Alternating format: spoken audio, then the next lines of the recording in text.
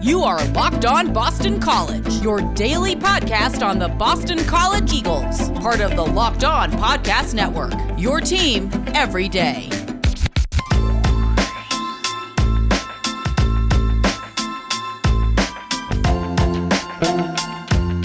Hello and welcome. This is Locked On Boston College. I am your host, AJ Black. Happy Wednesday, everyone. On today's show, we're going to talk about the defense. I'm going to give you three names I think are going to start to stand out for Boston College's defense. You'll hear a little bit from each one of those players, and I'll give you some of the reasons why I think they're going to stand out.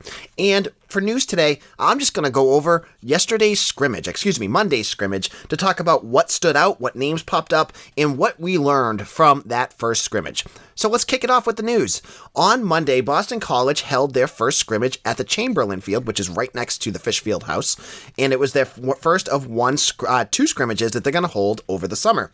After the practice, we heard from Phil Matucsz on yesterday's show, but we're going to talk a little bit about more some of the nuts and bolts about the names other than the running backs and Phil Matucsz that we can grab from this scrimmage. So let's look at some of the names that have been popping up in the scrimmage. So in the notes, two names that really stood out to me were Neto Ekpala and Ty Clemens. Now, Neto Ekpala, he's a true freshman defensive end from Georgia who has been on my radar since he committed to Boston College.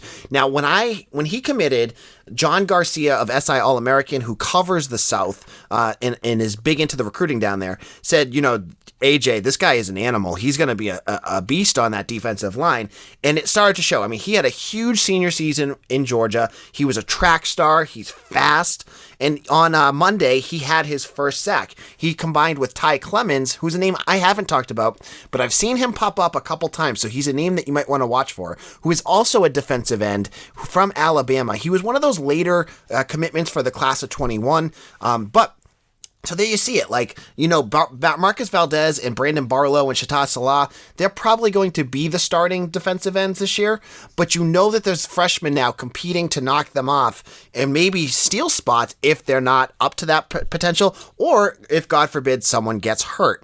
I think, I've said this all along, that I think Neto Ekpala is going to be a name everyone's going to be talking about in a year or two. I think he's really going to be that transformational defensive end that Boston College has really lacked since Harold Landry left. And it showed a little bit during scrimmage on Monday. Then you look at the defensive backfield, and I thought there was some interesting notes in there that you want to watch for. And I think this kind of goes back to some of the other practice notes that we hadn't really talked about. The first thing that popped up that really caught my attention was that Jason Matry, who has been a cornerback for Boston College the last 2 years, has been playing at safety during some of their practices. I'm not sure if he's going to stick at safety, but he's a corner, and they're looking for depth at safety, so that you could see him playing back there.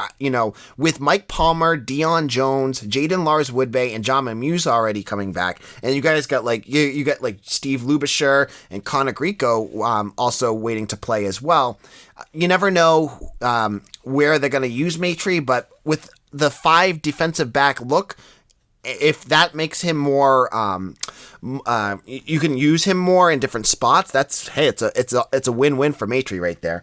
But the other name that popped up on the defensive backfield that you're going to want to watch for is JT Thompson. JT Thompson II, He's from Southern Illinois. He's a graduate student transfer who was probably, I believe, the last transfer Boston College landed. He transferred over, I think, in either June or July.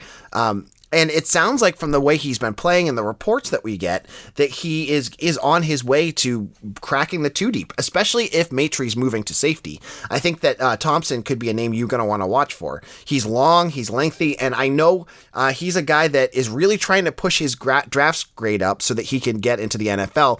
Some playing time and the ability to get there would be a benefit for him.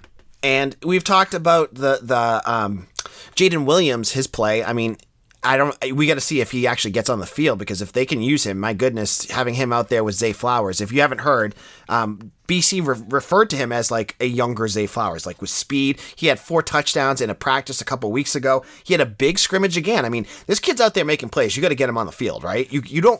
I don't care if he's a freshman or not. You find ways to get him out there to play. So if that's the case and Boston College can get him out there, my goodness, you now have 5 or 6 wide receivers. But the depth in that wide receiver room just continues to impress me, because on top of Jaden Williams, who we've talked about, you also have, he's a true freshman. You also have true freshman Lewis Bond from Kenwood, Illinois. He's been with the team for a while now. He practiced during the spring game. He was there this winter. So he's been with the team for a while. He made some plays during the scrimmage as well. So I know that you are looking at this offense and you're saying, wow, okay, so you got Zay Flowers, you got Trey Berry, but you have all these other targets that you can use. And to have that much depth at wide receiver really shows you how far Boston College has come in a couple years. And as much as you don't want to talk about Steve Addazio, you don't want to give him credit, you have to give him credit for at least bringing some of these guys here, because you look at that room and the talent that they have. Jeff Hafley did bring some, but they also have C.J. Lewis, Kobe White, Zay Flowers, Jelani Galloway, and Ethan Williams and Taji Johnson. Who were they recruited by? Steve Addazio. So he gets some credit for being able to put that wide receiver room together. Now, would he have been able to use it? Probably not. But it's his credit for getting that. Now, you add in more depth. You're bringing in also in 2022 Joseph Griffin, who could be the highest rated wide receiver BC's ever gotten. BC is going to be a passing attack to be feared for years to come, and I cannot wait to see what they do in 2021, because I think this is going to be the first time, probably since Matt Ryan, that we've seen a passing attack this lethal. And I've already, here you go, I'll give you my second prediction. Yesterday, go back, I gave my prediction about being in the top 25. Today, I'm giving my prediction that Boston College's passing attack will surpass what Matt Ryan had in 2007. Now, I'm not saying this team is going to be as good as 2007. I haven't said that yet. I'm saying their passing attack will be as good as 2007. Actually, better than 2007. So prediction number 2, write that in your little notebook. I'm putting that in my online notebook that I'm keeping. You can hold me accountable for it at the end of the season. We'll review it on the show, too, to see if I was right or wrong. In a moment, we're going to talk about defense, and we're going to look at some of the playmakers that you could be looking forward towards in 2021. But before we do that, let me tell you about the Fantasy Live show. Fantasy Live is a show that answers your fantasy football questions that you need answered before the draft. Don't miss the Locked On Fantasy Live on Wednesday, August 18th at 9 p.m. Eastern, streaming on the Locked On NFL YouTube page. Subscribe now so you don't miss it. Our stable of fantasy experts will answer your questions live or submit them ahead of time to Locked On Network on Twitter. Now, let's chat about betonline.ag. BetOnline is the fastest and easiest way to make all your sports wagers. With baseball in full swing and football right around the corner, you're going to want to head on over to BetOnline to make all your sports wagers. Before the next pitch, head on over to BetOnline on your laptop or mobile device and check out all the great sporting news, sign-up bonuses, and contest information. Don't sit on the sidelines anymore, as this is your chance to get into the game as teams prep for their run to the playoffs. Head on over to their website and use promo code LOCKEDON, and you'll receive a 50% welcome bonus on your first deposit. BetOnline, your online sportsbook experts. The Locked On BC podcast is supported in part by the Charlestown Law Group. You need to know about the Charlestown Law Group. If you or someone you know have recently received a traffic violation, speeding, or other moving violation that you would like to contest, then you need to call the Charlestown Law Group. Attorney Jason Campbell and his team can and will help you fight the ticket. Did you know that a moving violation can stay on your insurance record for 5 to 6 years? One conviction can cost you thousands of dollars. If you want to win, you generally need an attorney. Why not hire a professional litigator with a track record of success? Jason Campbell at Charlestown Law Group will fight for you. He's a proud Boston College grad, and Attorney Campbell is an experienced litigator that will help you and be able to tell you if you have merit before you go to court, saving you both time and money. The Charlestown Law Group will fight tickets anywhere in Massachusetts, and they offer discounted rates for Boston College students and alumni. The Charlestown Law Group specializes in traffic violations, and they will fight for you. Call them immediately at 617-872-8652. Again, that's 617-872-8652 for a free consultation, or visit thecharlestownlawgroup.com. Again, that's thecharlestownlawgroup.com. Go Eagles! This is the Locked On Boston College podcast. We are jumping in and talking about defense. Now, over the last couple days, and I understand why, there's been a lot of fans that have been gnashing their teeth about the defense. You know, with the news that Chibueze Onwuka, the BC's starting defensive tackle, was out for the year with an Achilles injury, all of a sudden the doom and gloom returned to Boston College's faithful. And it only took one injury to do that. And I get it, because BC's defense is questionable, at least, to say, at least. And on top of that, in yesterday's practice report, you heard that 4 out of 5 of BC's defensive tackles were out with an injury. So they're thin. But I'm here to tell you that it's not going to be all doom and gloom on defense. I think there are talent on that defense and players that are going to step up that you're going to really want to watch this year. And I'm going to give you 3 names over the next 2 segments that are players that I think we've talked about. We've definitely brought them up, but I think are going to take it to that next level. And on top of that, I'll let you hear some of what they had to say about either themselves or the upcoming season from recent media interviews that they've had. So the first player I want to talk about, and I've talked at length that I think he's going to be absolutely nasty, is safety Jaiden Lars Woodbey. They call him Jaden Woodbey. I add the Lars in because that's everywhere I find it, but it's Jaiden Woodbey if you hear Hafley talking about him. Now he is a safety linebacker hybrid that I think is going to be absolutely electric for Boston College. They held him out of the spring game because they didn't even need to see what he could do, and they wanted to keep him healthy. So he's going to be an X factor. He is that speedy safety that can move around. They can line him up in the box. They can play against the pass. They can play against the run. And when you can do that, you can move other pieces around and really cause disruption on offense. So let's hear what Jaiden Lars Woodbey had to say about his talents in his press conference from earlier this camp. I love it. I feel like it's the best decision I made, honestly. So it was a well thought out process, between my mom, dad, family, but I'm glad to be here, honestly. We have great coaches. Like every position has great coaches, and all of them pour into the players. So that's why I feel like it's a family here, and they embraced me as soon as I came in. It was kind of tough. It was like a little culture shock once again, going to a new school, but I feel like they embraced me very well, and I'm just grateful for it. That was Jaiden Lars Woodbey. Now he's talking about, what the coaches see and why he's so happy at Boston College. And you listen to his voice, you can tell how content he is to get out of Florida State and to be at Boston College. And it was, as he said, it was a tough decision for him to do that. It was hard for him to uproot himself from Tallahassee and get up to Chestnut Hill. And totally understandable. But what I think really stands out for him and what I think really, solidifies his role is his raw ability. So this is a kid that was a 5-star recruit coming out of high school. He, was recruited by every school in the country, and he chose Boston College over Texas, and I believe it was one of the UNC schools, either UNC or NC State, and chose BC.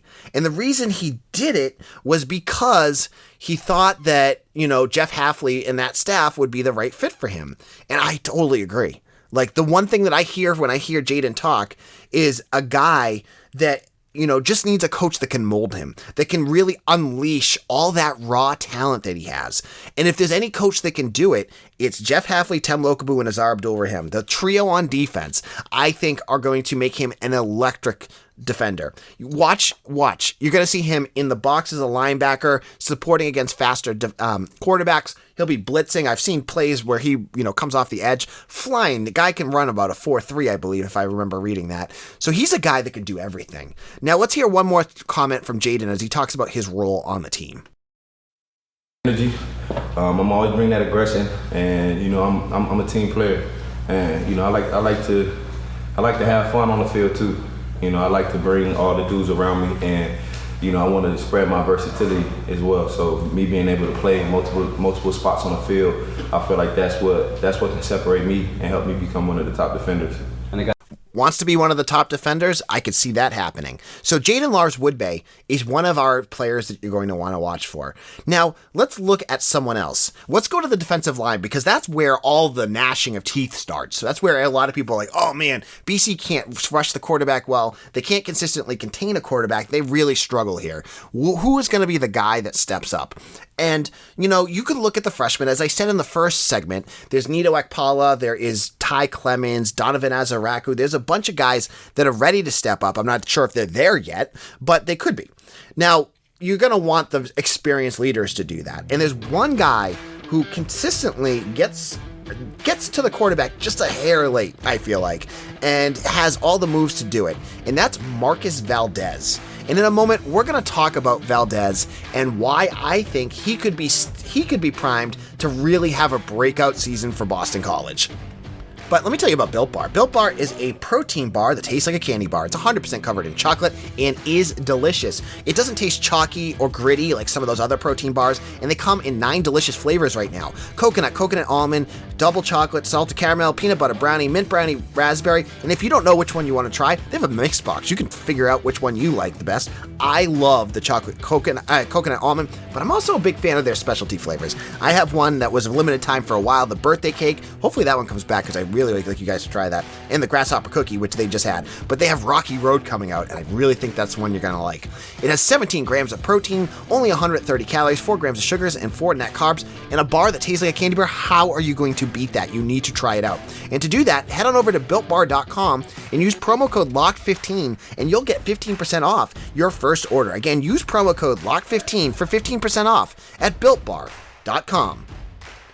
This is Locked On Boston College. AJ Black here. We're talking excitement on this defense. Now, as I said in the first segment, we had folks that are just worried, and I get it. The defense still needs to take a step up. There's still question marks all over the place on this defense. And then when you lose a guy like Chibueze Onwuka, that really escalates your anxiety, and it's totally understandable. First, we're giving you 3 names to watch for to explode this on defense this year. The first one was Jaiden Lars Woodbey. We kind of previewed Marcus Valdez as our second. Marcus Valdez is a 6-foot-tall defensive end. Now, if you're not familiar on heights on defensive ends, most defensive ends, like Harold Landry, was 6'4". Most of the big guys, they're 6'4", 6'5". Now, Valdez is 6 feet tall, 240. He's smaller. Now, is that bad? Is that good? Depends on the fight in the player. And I would say for Valdez, it's actually a good thing. And he agrees with me too. And here's why. Let's hear what he had to say. On defense.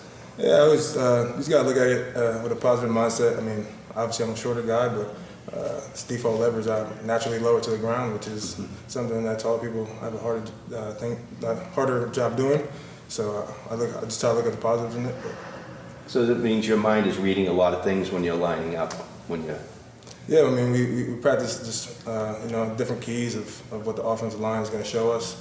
Once we get into the season, we'll obviously study tape and tendencies and stuff like that, and, we're going to use that to the best of our ability. There you have it. He talks about it. He thinks at 6 feet tall, he has leverage against some of those bigger offensive linemen because he's going against offensive linemen that are 6 feet tall, 6 inches tall, 6 inches taller than him, right? So it actually is possibly, depending on how he uses his moves, the ability to get past them might be a little bit easier. Now, he just needed last year, as I said, that extra step, that ability. He always seemed to just be getting his hand on the quarterback or not being able to wrap up a tackle. He needs that extra step. And he talked about it in that same interview about the training that he had with strength and conditioning coach Phil Matucsz over the summer. And I think that's going to be so beneficial to Valdez because last year he showed it. He just needed that extra gear. And I think with a little work, he's going to get that. So I expect that Marcus Valdez will finish with more sacks than you expect. I think he's going to be a starting defensive end. And I think he's going to be good. Now, the other end, I'm not sure. I would not put Chibueze Salah or Brandon Barlow on here as an explosive, breakout year. I hope one of them will show up. You need 2 good defensive ends. I'm just not sure where they're at, and I need to see them play a little bit more to see if they're going to be the answer at defensive end. Now, our third player, so we had Jaiden Lars Woodbey, we had at safety / linebacker, we have Marcus Valdez at defensive end. My third breakout player, unfortunately, he's not a defensive tackle. I wanted to put Cam Horsley on here, but I don't even know if he's going to start, so I want to make sure that I get that information before I say he's going to break out, right? Is a cornerback, and it's not Brandon Sebastian. I know Brandon Sebastian gets a lot of talk, and I've been one of them that talks about him as a lockdown cornerback. But I have really kind of looked at film, watched the growth in this player, and I think he is set to have a monster year. And that's not Brandon Sebastian, who could have a good year. I am saying it's going to be Josh DeBerry. Josh DeBerry is from Michigan. He showed last year all the traits that you want in a cornerback. And he was the best defender, and I believe it was in the entire country, on third down in coverage. That is awesome. And if he can translate that into, better play, a little bit better play in second and first down, he is going to be the lockdown cornerback. And you put him next to Sebastian on the other side, all of a sudden you have 2 good cornerbacks.